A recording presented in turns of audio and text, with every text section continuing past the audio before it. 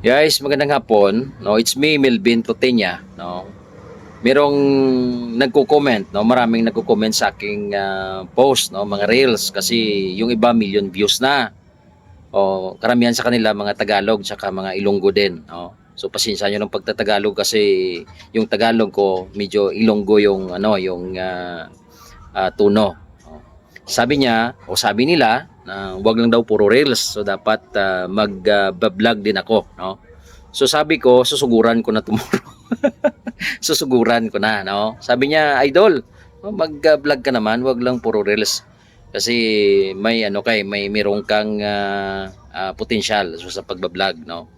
So okay, no? Sabi singko okay, basta susuportahan niyo lang yung yung vlog ko kasi hindi ko pa pinasok yung mundo ng pagba-vlog eh. Matagal na ako nag-vlog kaso tumigil ako kasi alam nyo naman, no, marami akong business, no, monkey business, maraming business.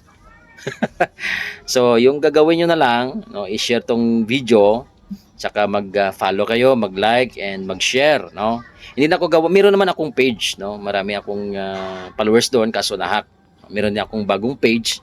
So, dito na lang ako mag-post ng mga vlog ko soon, no, soon. Kasi gagawa pa lang ako, marami akong content na gagawin. Siguro bukas, no? Umpisahan ko na at hindi ko rin tatapusin.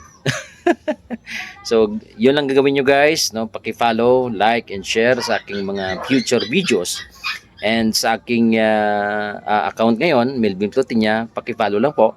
Hindi na ako makapag-accept ng inyong mga friend request kasi 5,000 lang yung limit eh, yung personal account, no. Kasi pag page medyo mahirap patakbuhin, no? Kailangan mong i-boost or ano pang gagawin diyan, makipag-collab ka sa mga sikat na mga vlogger. Alam niyo naman, kapag magko-collab ka, merong talent fee yan para mag-boost yung page mo. So kasi sa mundo ng vlogging, dapat hindi ka nagsusulo, meron ka ring partner. Tama naman, pero sariling sikap lang yan, katulad ng ibang vlogger dyan, no? Nagsusulo din yan, sariling sikap lang. Kasi pag makikapag-collab ka sa mga sikat na vlogger, no?